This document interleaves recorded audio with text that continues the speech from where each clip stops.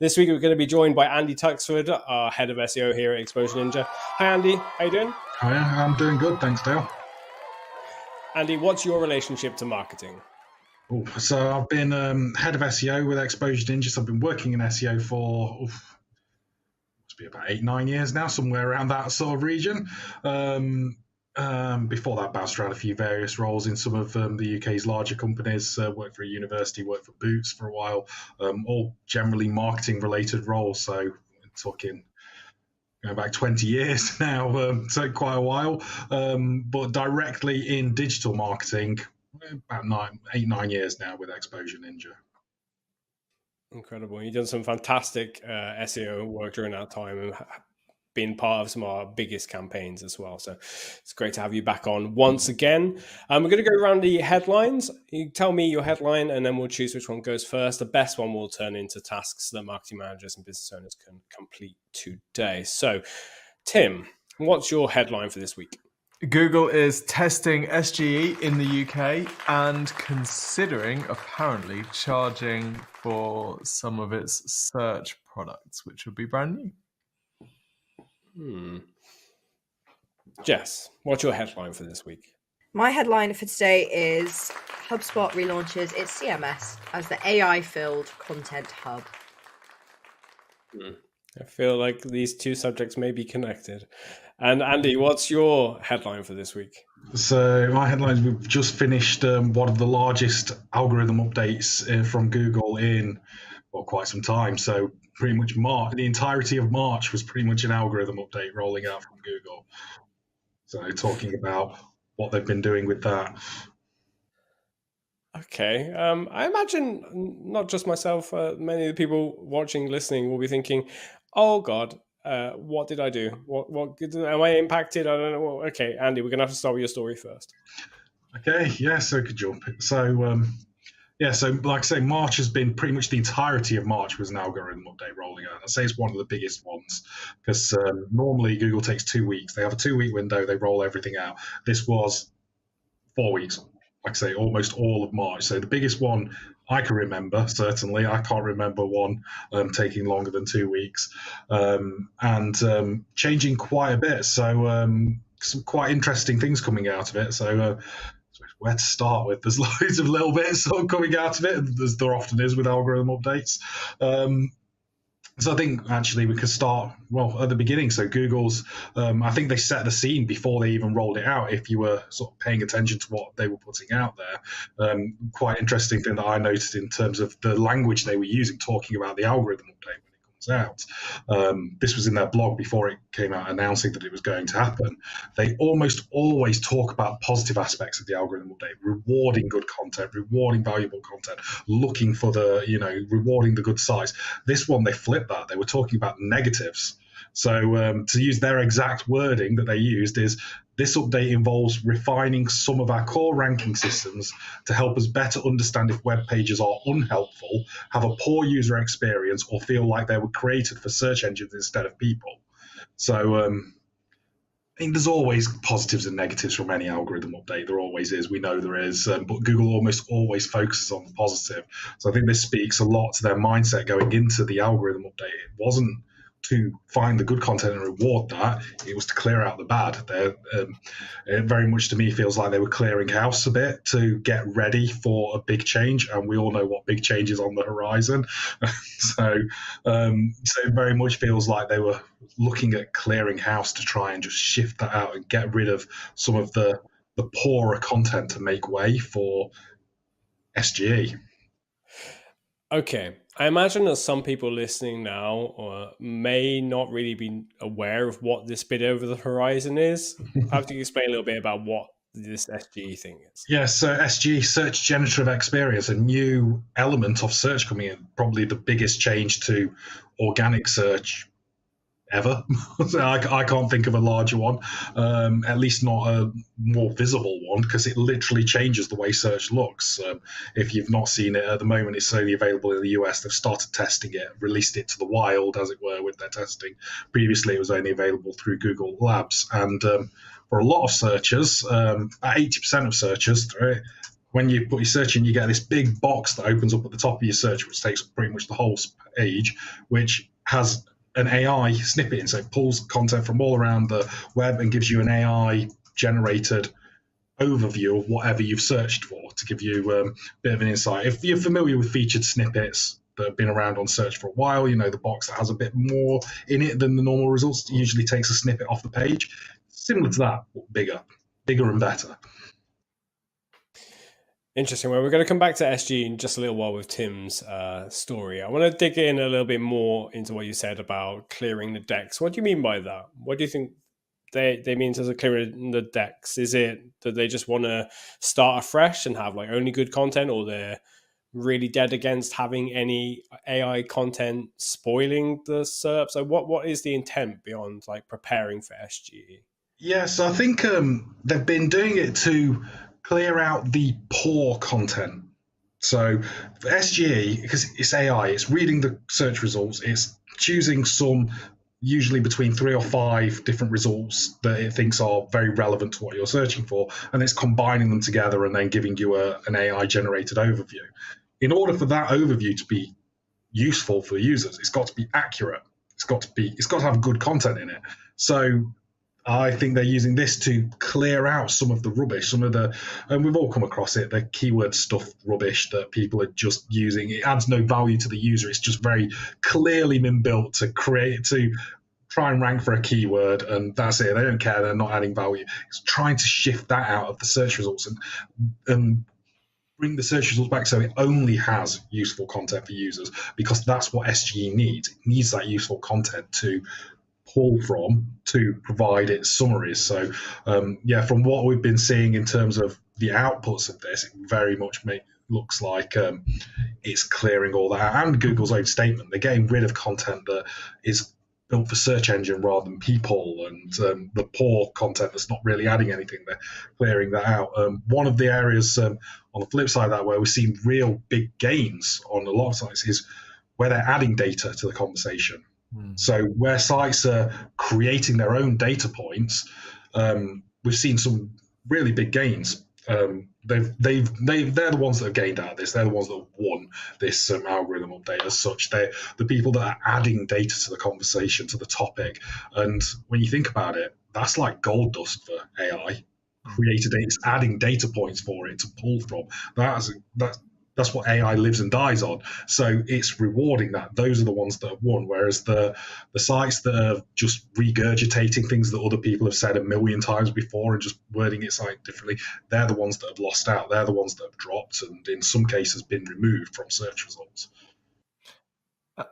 Andy, I wanted to ask you about collateral damage, because often with Google updates, there's a sort of an intended consequence and a bunch of sites also get impacted. Have from what you've seen and from what the SEO team's been looking at so far with the sites that are impacted positively and negatively here, has there been much collateral damage? Have we seen some good sites getting hit as well here? And if so, what can those owners do to help get that ranking back? Yeah, so from what we've seen, the impact has primarily been, so it's not just limited to, but it has been more in your money, your life sites. So those topic of finance, health, those kind of areas. Health particularly seems to have been impacted more than others.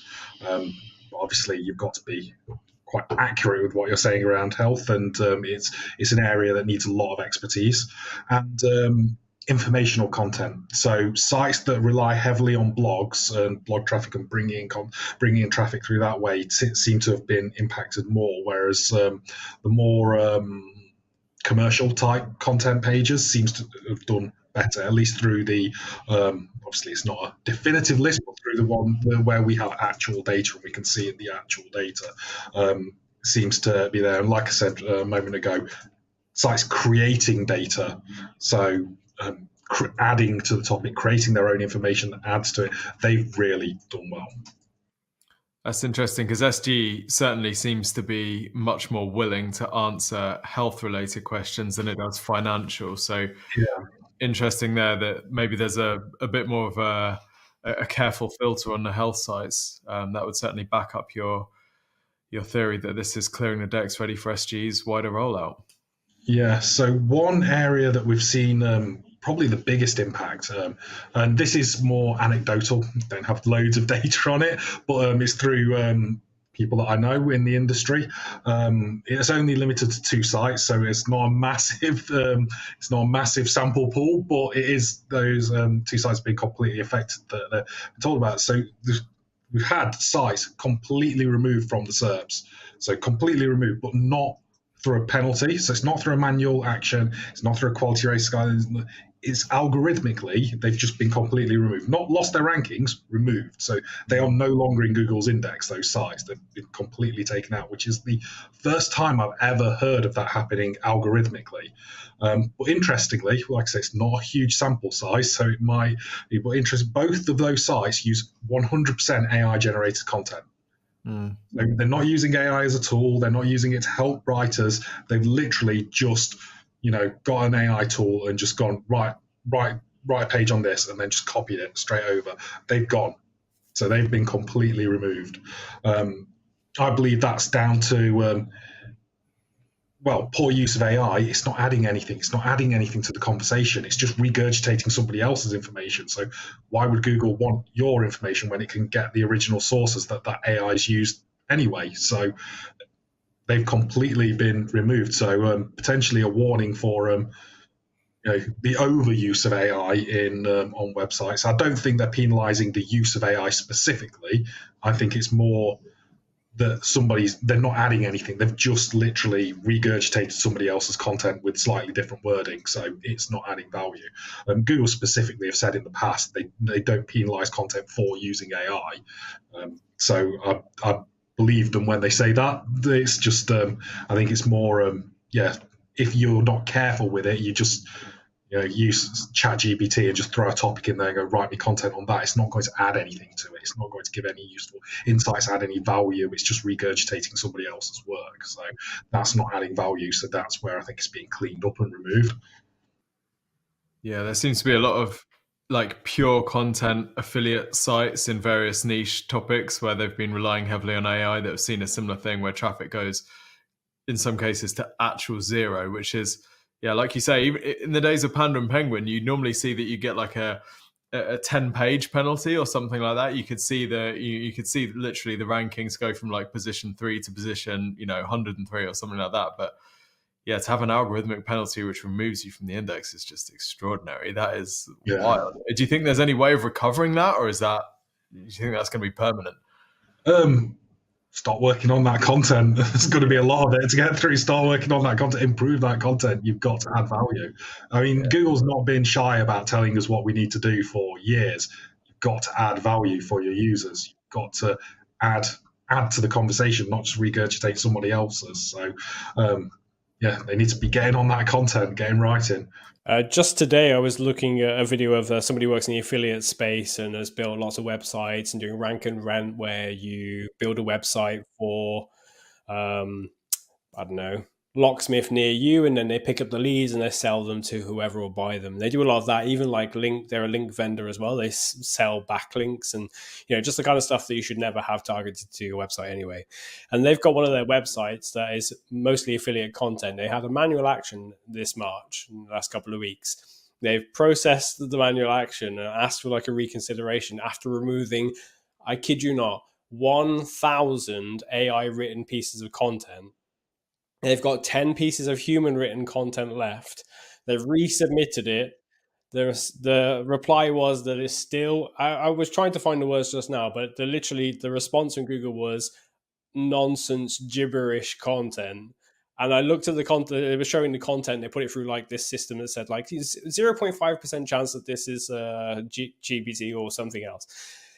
And they're just completely confused why they can't get the remaining human written content back into the index. And I'm looking through the content, and all I can see is nothing about this is helpful. It's just product name, product photo, link to Amazon, couple of paragraphs, next bit. It's just no real life experiences, no real life insights to share on the product. It's just a human may have written it, but it makes no difference. And that's where we'll come back to something you referenced earlier, this your money, your life, these search queries that relate to like putting your money on the line or your health on the line, come back to this general thing that Google has called experience. God, I can never remember it. This happened to me just the other week. Expertise, experience, authority, and trust. Like, you got to write content based on what you know from firsthand. Yeah, you've got to add to the conversation. You've got to add to the topic, not just repeat. When it comes to creation with AI attached to it as a bit of a co-pilot, since that seems to be the name that everyone's using, Jess or Tim, have you got any guidance on how people may be able to use AI with confidence in their content creation? Yeah, I mean, it's pretty good for like brainstorming and that kind of thing. Like, I regularly use it to kind of help me. We all hate staring at a blank page and sort of having that mind block. So it's really great to kind of get the creativity going. And I kind of like it to like back up.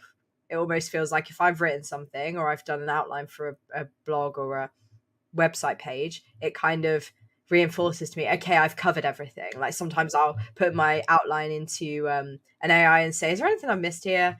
You know, just before I send it to Dale and waste Dale's time with stuff that could be included, you know. So I kind of use it in that kind of way. And there was another thought I had, Dale, actually, when you said about how this website had, like, you know, even though it was human written content, it was really poor. I think we are going to see this world, and I found myself doing it now, where I'll be writing and I'll be like, that kind of sounds like AI. Maybe I want to rephrase that. And I wonder if there is going to be a thing that it's going to be like, okay, and if an AI could write this, then you're going to need to enhance it. And like you said, if it's just a product image and a link to Amazon, then there's nothing, just go to Amazon, you know? Like, I think they're going to be trying to find ways of like, you know, why are you recommending this? Or your website's just taking up space that it doesn't need to take up, really. So yeah, very interesting.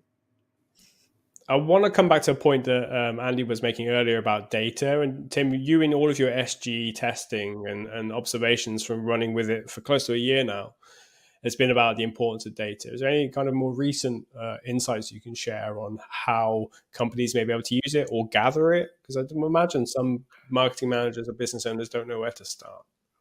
Yeah, I don't know. I think so far I've noticed SG is fairly, at least in the test that we've run, SG doesn't necessarily seem to be prioritizing original data. I hope that that's a place it's going to get to. And I think long term that makes sense. And I think it even makes sense to build for that world, because that's where Google has to get to if SG is going to be a winning product. But at the moment, SG seems to mainly want to just find sites that regurgitate what SGE says, which leads to this sort of,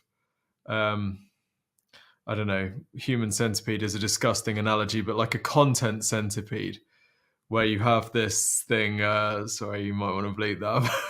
You know what I mean? Where you're just... No, I'm staying in. Yeah. It's just, it's a regurgitation cycle, let's call it.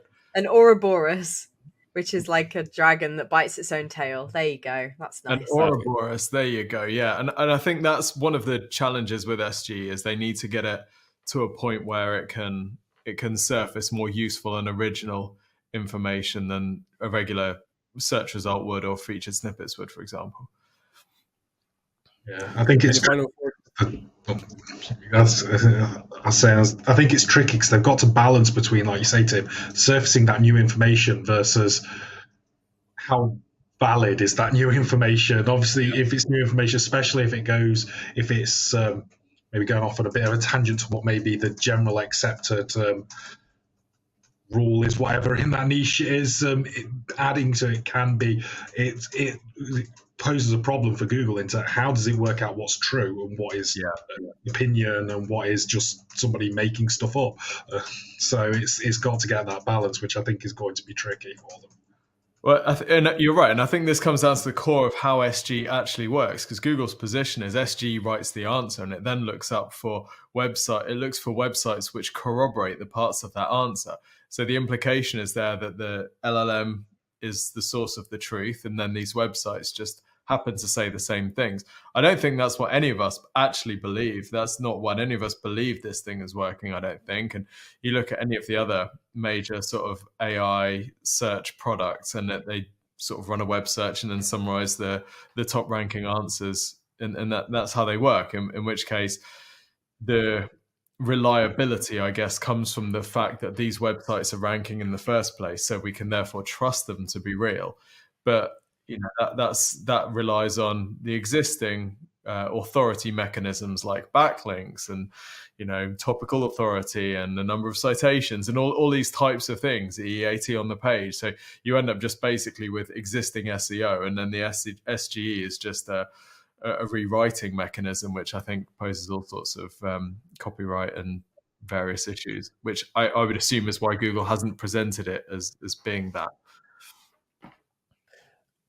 On the subject of SGE, Tim, it'd be actually great to hear more about your headline for this week. Yeah, so mine is a few, I guess, a few little mini stories about SGE, or a couple in particular. So first up, the BBC reported last week that SGE is now being tested in the UK. So previously, if you wanted to play with Google's new AI search engine, SGE, you had to sign up for Google Labs, you had to be in the States, and you had to log in through a Google browser and usually on desktop. So it's quite difficult to use it.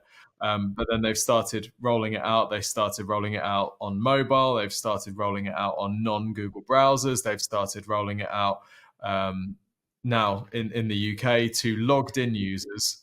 But you don't have to be signed up for Search Labs, which is kind of interesting. There was also some feedback or some interview or some snippets from one of the Google staff members that went along with this article, which I thought was kind of interesting and may actually be more useful here. So I think the BBC asked whether the SG was still going to display links and whether it was still going to use ads, and the representative from Google said it was a priority to continue sending traffic to creators, i.e. websites, and they actually claimed that AI-powered search results were showing more links to a wider range of sources. How you have more links than the existing Google search results page, I don't know. So I'm not entirely convinced by that. But she did say the proof was in the pudding, that far more, and that users were clicking on an increased range of sources too, which does back up our experience that SG will surface less reputable websites in its answers than you can get ranking on Google regular.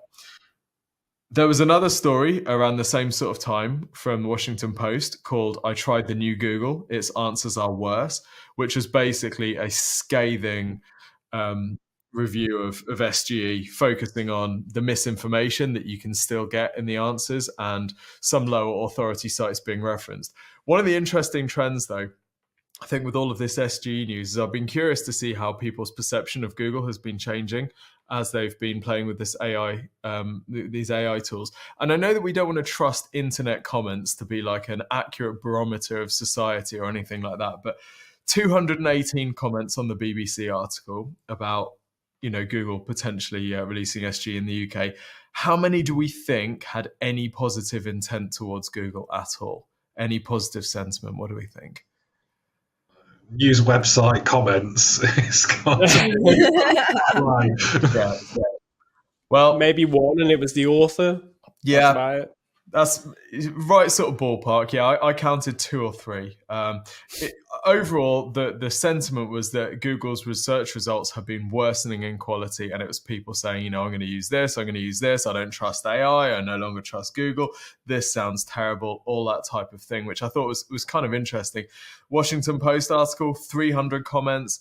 I counted 4 or 5 that had any sort of positive sentiment at all. So whilst there is internet comments, I think it's interesting to see that the public, at least the commenting public, does not seem excited for SGE. They seem to be incredibly untrusting. They seem to be very skeptical that AI in general is going to be useful and positive. And there really is a lot of resentment towards Google for what people perceive as degrading search quality, which I guess ties back to Andy's update with the March helpful content update. This seems to be one of the most important periods for Google in its history. That this March update has to be good. It has to clean up the search results, or Google are going to lose users to Perplexity and DuckDuckGo and all of these. I find it interesting because a lot of the people who are using the AI tools available are first movers. It's not the vast majority of people who are going to be using AI tools and are more likely to switch from Google to Perplexity or Claude or one of the many others. And I wonder whether some of what's coming out from Google, whether it's being leaked or leaked intentionally, which is often a very common thing with Google for their other products. They often accidentally leak product updates before they come out. Just look at any of the more recent like Pixel phone releases. I wonder part of this is just the satisfaction of shareholders that just like, okay, we are working on the AI stuff, we are taking ChatGPT seriously, and we're doing this stuff and we're testing it out, and it's more for them and less for the typical searchers of the internet. And whether a lot of the people that are commenting on there have a bad opinion of Google, and if Google has just kind of pushed this stuff out without any press around it, like they have with feature snippets and the local map pack and all these other improvements that never really get talked about or announced. People don't go, "Oh my god, this is terrible." They just accept it for what it is. If they'd have just pushed SGE out without any fanfare, a lot of people probably wouldn't even noticed because it's not going to be for all search terms anyway. Yeah, I think that is an interesting point. I think Google is definitely in a difficult place with its shareholders because their earnings calls, the shareholders and the investment firms are very much, they're looking at SGE. They're worried about the impact on ad revenue. They're worried about Google losing market share to other places like Perplexity or like ChatGPT. Google is simultaneously stuck with having, I think, an AI search product that I don't think many people think it's superior. Most people who've used it think it is kind of inferior or vastly inferior. But Google's sort of stuck with trying to push this thing because it's what the world seems to reward and it's what people want to see. People want to see that you've got AI everywhere. And this, if they don't roll out SGE, what's the game plan? If they kill SGE, if they say this isn't fit for purpose, what is the game plan? How do they fight back against ChatGPT?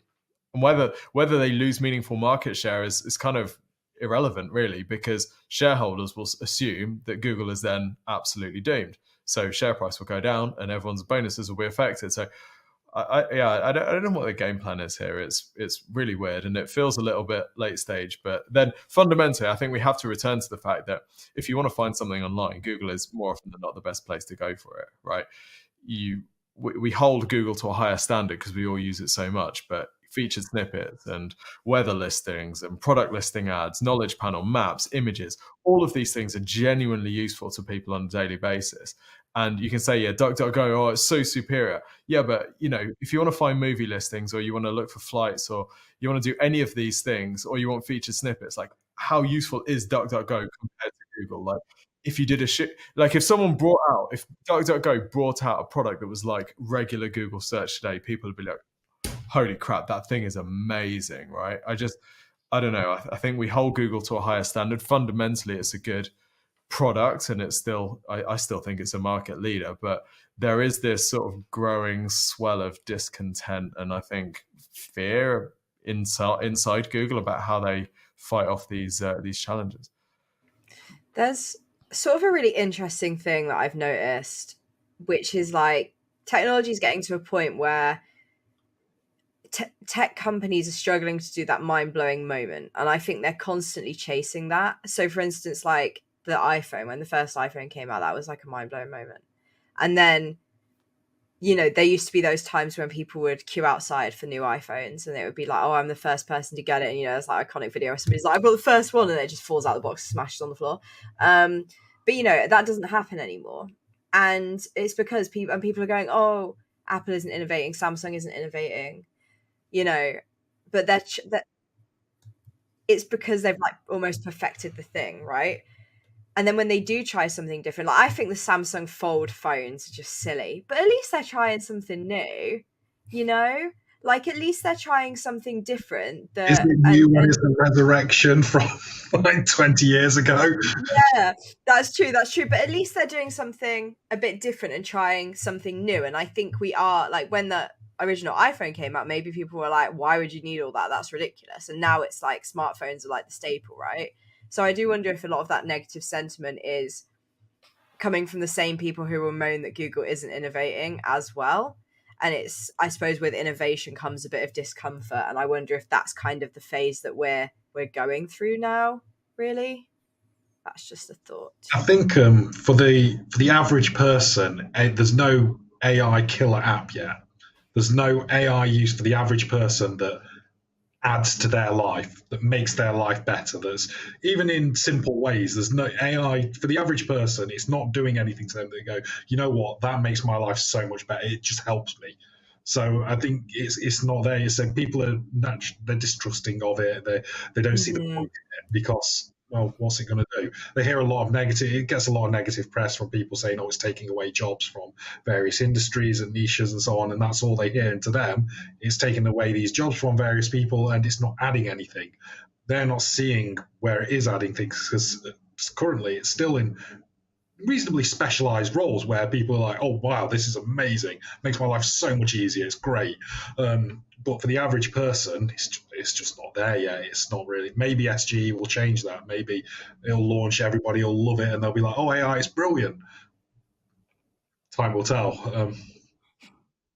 Yeah, I think there is that trouble with like matching it up to everyday usage. Like, Andy, you shared an article in our artificial intelligence channel earlier about like AI being added to fridges, right? And that sounds really silly. Like when you read that headline, you're like, what is that? But what it actually means is that it will use the AI to make smart decisions about how your food is being cooled and the energy that your fridge is using, I think. And it also for a while. yeah, it will like, figure some stuff out for you. And that's the kind of thing that people would then be like, oh, actually, I'm really noticing the difference there. Or if it was, I also shared, I'd come across a brand that uses AI to track everything that you've got stored around your house, or if you use a storage unit. And what was interesting as well is the person who worked on this was an artist. And when they announced it, everybody kicked off because they thought it was they associated AI and artist and were not very happy. Whereas actually this was a totally different project that had pretty much nothing to do with art. And I think that's a really good application of AI where it's like, you can see, oh, I always lose my stuff. Now I can use AI to find out where my stuff is, as well as know how much is in my boxes if I need to pack something else away or whatever. So I think you're bang on in terms of people don't understand how it helps them. So they're kind of like, why is my money being spent on this? Yeah, I've got one more point to share before we go to the next headline. That's yours, Jess. And that is about Intercom, who do customer service chatbots. I shared this video with Tim this week to get his opinion. I found it really fascinating to see the co-founders, the people in the C-suite. They've come back in. They're trying to do some content marketing, some PR stuff to kind of get people talking about AI and make it relevant to Intercom, because Intercom have done very similar like AI kind of stuff with their platform since like day one. And they're doing these videos to say, we see the impact of AI. It's going to be massive. People are not taking it seriously enough. And I find it really interesting because a lot of people really still have not begun to grasp how impactful all this stuff is. And I know we talk about it often. I know it's often in the dojo, but people really aren't taking it seriously that SEO is going to be systematically flipped upside down and completely a different place in the next 12 to 18 months. Like it's going to change. It's incremental, but it will be a completely different system. Like visually, how it works, how people find you, find your brand, find your products, services, whatever. It's all going to systematically change. And if you're not already doing something about it, you have to start. And the first place you should go is to YouTube and search for Exposure Ninja SGE. You get a couple of different videos about how it works and how to rank in SGE, because we have a lot of great campaign level successes with that for our clients. But another starting point is go to exposureninja.com/review, where you can ask a review from our team, and they'll explain exactly what you can do to get the very best out of your website, as well as have a little peek at what SGE potential there is for your website, as well as how SGE is going to impact you too. So go to exposureninja.com. Can't get my words out today. exposureninja.com/review to request your free website and marketing review. So we're going to stay on AI though, because Jess, your headline also includes AI as well, doesn't it?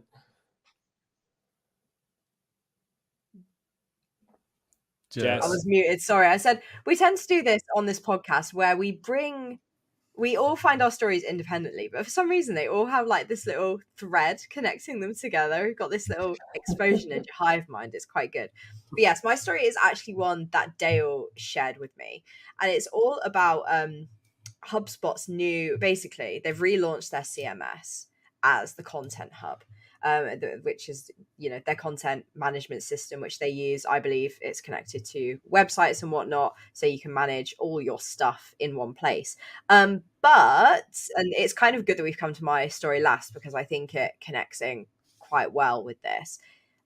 It's the whole trailer for it is kind of like AI this, AI that. You can make AI choose your blog titles, and then AI can write your blog, and then AI can turn your blog into a podcast and a social post and an email and this. And based on, the research that Andy's done and just our own experience, if you use this, because HubSpot is in all the search engines when you're a newbie marketer, maybe setting up your business, if you use this and you're none the wiser to all these extra little AI nuances, then your website could be totally screwed. You could be putting, and you'd be like, why am I not ranking? I'm doing everything that I should be. I'm putting content out, I'm promoting stuff on social, I'm doing this, that, and the other. And then nothing's happening because it's all AI and it's all AI generated. I have to say, some of the use cases I did enjoy. For instance, being able to change an article into audio. Lots and lots of websites already do that, and I think that's really fantastic for accessibility, for instance. But I struggle to see the benefits to the wider world of the CMS being like, just do everything. Well, the content hub, apologies. Just saying, just do everything using AI. You don't even have to think about it. Do thousands upon thousands of articles and blogs and guides. It's just not, I don't know. It's not sending the right message at all. Tim, who do you think this is for? I don't know. I don't want to say lazy people, but it's got that, passive income vibes to it. I just can't get away from. I can't get away from this. They're talking about AI writing your blogs for you, and that is the worst. Like, you may as well just do nothing. You may as well do nothing. Yeah, I don't know. I know that HubSpot, and I follow Dharmesh, who's one of the founders of HubSpot, and he's really switched on. He's super bullish on AI, and I know he's a tinkerer, and he plays and builds some of these tools. And I think he built the ChatSpot HubSpot AI sort of conversational agent thing himself. And I don't know whether this is one of his initiatives or something like that, but people, be so careful. This is not it. Yeah, I'd just be thinking HubSpot is popular, so if I'm using it, there's going to be a few thousand other people using it, and if we're all getting our blogs written by their AI, just how different are they actually going to be? We're going to have 10,000 blogs that are all basically the same blog. And then why would Google ever rank yours over theirs? I think the way that I look at this is, you got to think like, who's in market at the moment for HubSpot. So they're trying to get enterprises, they're trying to get big businesses to buy their biggest hubs, the sales hub and the marketing hub and all this kind of stuff to all connect together. And it's going to be fantastic for their, new revenue, new deal revenue, all that kind of stuff. But let's say 4% of the market is ready for HubSpot. There's the entire other percentage of the market that isn't. So it's like all the people at the front end who are like micro business, small business, entrepreneur, running their own little thing, freelancers. They're not ready for that. But how do you get those people ready for that? You got to help them along the way. Now, I think for like some of those people, a lot of these features will help them and will get them in the HubSpot ecosystem long enough to then convert in the future as they grow. For example, if we at Exposure Ninja use Keep as our CRM, we're kind of embedded in that. It'd be very hard to leave because of just how set up the system is. If we'd have started with HubSpot, we would have had the same situation. Like, we would have had a great difficulty to leave that, as we have with Keep as well. So as soon as you get people into your net, it's very hard for them to kind of get out again. But if you make something that is useful to them, at their level, you probably don't need a lot of content. You just need a destination to send people through your other marketing efforts, not necessarily blog content to rank in search. That is true. But if they join HubSpot and, their business sort of relies on them getting online traffic, and they're using this content hub that is then creating content that doesn't rank, doesn't even appear in Google, doesn't even get indexed, then they're never going to become big enough to be a HubSpot enterprise customer anyway. So they're just going to do the content, be like, well, this is naff, see you later. Oh, I've just spent all this money with HubSpot to get nothing done. It's unlikely they're going to want to stay with HubSpot after that if nothing's happened, because they've got nothing to lose. They can easily just change to a different system. But imagine if you're HubSpot and you've got a partner network and a whole bunch of agencies that you can refer people to. That's actually good for business. You can help people to a level where they have some content, they have some leads coming through, they've got like all their ebooks being delivered via HubSpot, but they reach a point where they're like, okay, I need to go up a level, but this part's not working out. I'm getting leads from my LinkedIn work or the videos I put on YouTube. I have a podcast that's bringing people to the website. Some of the content is useful to help them through the sales journey, but I've reached a level where I need my SEO to go up a bit. Oh, hi, I'm your HubSpot representative. What are your problems at the moment? Okay, I actually know a bunch of agencies. Here's our agency directory. I can make some recommendations that suit your budget. That's good for HubSpot because those agencies are going to still recommend HubSpot, maybe makes HubSpot a little bit of money, probably not. I don't know how that system works, but it reaches a point where they can go, great, you can stay with HubSpot and now do SEO at a bigger scale. So it still benefits HubSpot. It will, but only if those businesses are successful, which they won't be if they only use AI to generate all their content and then don't get ranked. That's what I was trying to get at, is that if people use this tool effectively and use it as a tool rather than using it to write all their content, and they manage to get traffic, they get traction, Google's actually indexing them, that's great. But what I was talking about is the people who are potentially none the wiser to this. They go in, they use HubSpot, their website doesn't rank at all, they get no traffic, no leads, no sales. They're not going to stay with HubSpot. They're going to leave and then be like, oh, okay, actually using this AI tool that HubSpot recommended to me didn't help my business, and now my affinity with HubSpot is ruined forever. So there's two risks here, two quite interesting separate risks, really, for both consumers and for HubSpot themselves. And I think, just to go back to the whole comments sentiment, but there was also a video recently of someone saying AI on stage at South by Southwest and the word is booed by a room of creators. Like, I think we're getting to a point where, similar to what Jess was saying, that just saying, oh, now our service includes AI isn't necessarily universally celebrated, right? There is a bit more skepticism around it as well. So it's not like a given that just because you say right now you're going to be able to use AI on our service, you're going to get this sort of halo of attraction. Particularly, I think if people could see through it, or they could just tell from the brief or even the specification, a bit like what we're doing here, that maybe this isn't the greatest thing in the world.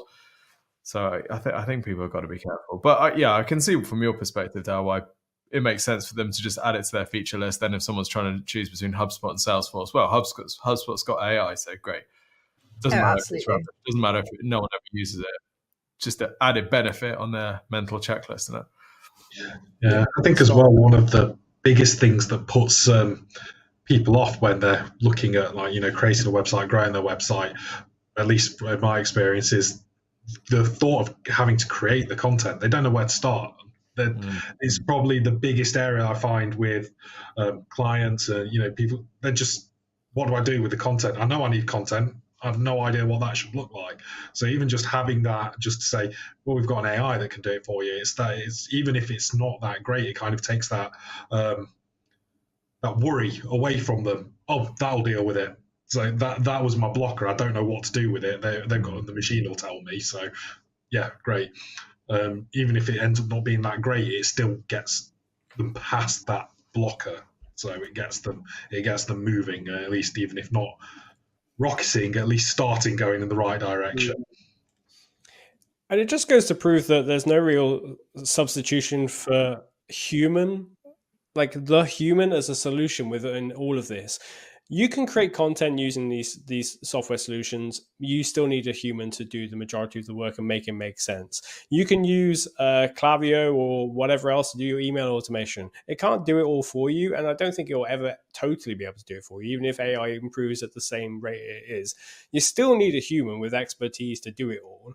Or if you're doing your SEO, you need a human to make sure that the strategy all works together. If you're doing some social, humans better understand how other humans want to see content and interact with it online as well. Like the human element is irreplaceable no matter how good AI is going to be in the future.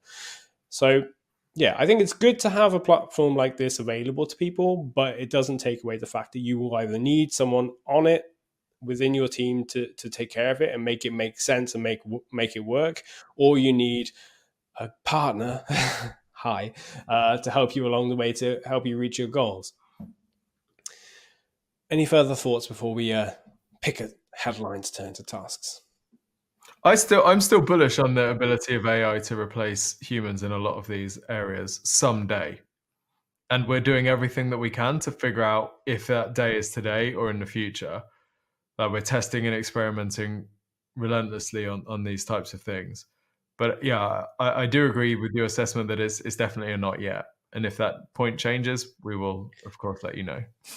Yeah, 100%. And on that point of being at the forefront, I was just thinking back earlier to when our teams, our content marketing team, SEO teams, have been playing with GPT software or based software since like 2017, 18, when like Jasper came out with using GPT-2 and then 3 and all these other tools. Like we were all like straight away, bang, right, what can we do with it? What makes sense? What's still going to be useful? What's still going to be like, clean for SEO? Like always like testing it. So it's kind of great to still see us in that position of like, we're looking long term, let's figure out how this works and what to avoid. And if you are unsure about how this all impacts you, just go to exposureninja.com/review and you can ask us to take a look at your website, or just go to YouTube and search for Exposure Ninja SGE. We've got a lot of content about how this may impact you or not. It's going to impact you. Let's put it that way. Cool. I'm going to pick a headline. Really hard to pick one this week. We've got the algorithm update. We've got HubSpot with its AI and SGE. I feel like I'm going to pick all of them because they all relate to each other. Sorry, but they are. They're all related to AI and FGE and content creation and SEO, like ranking, not ranking, content, not ranking, all that jazz. So, Jess, based on today's stories, what tasks should marketing managers be doing today? I'd say review the quality of your content. So it could be that you have done all human written content, but maybe it was sort of outsourced to scale, or it's just not really hitting the same mark that it had been previously. So I would say review your content, see if you could be putting more helpful content out there, whether you use AI to assist you gently in that or not.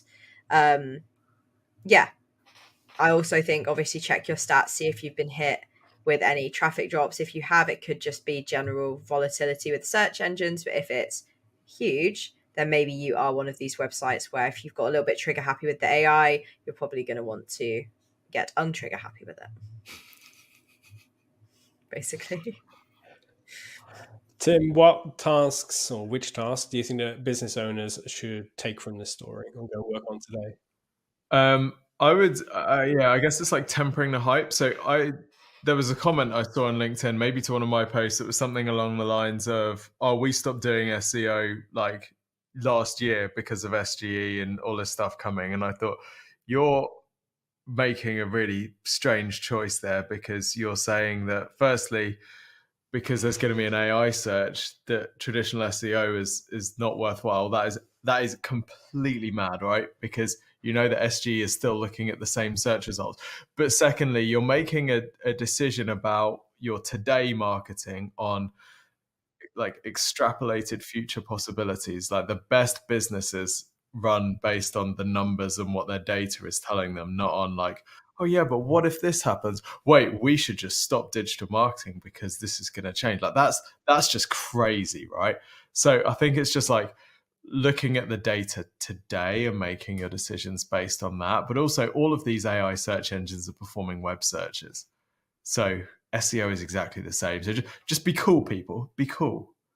And I wonder if you'd mind sharing a few SEO recommendations or giving a few tips on where people should really be putting their attention when it comes to all this SG and AI stuff.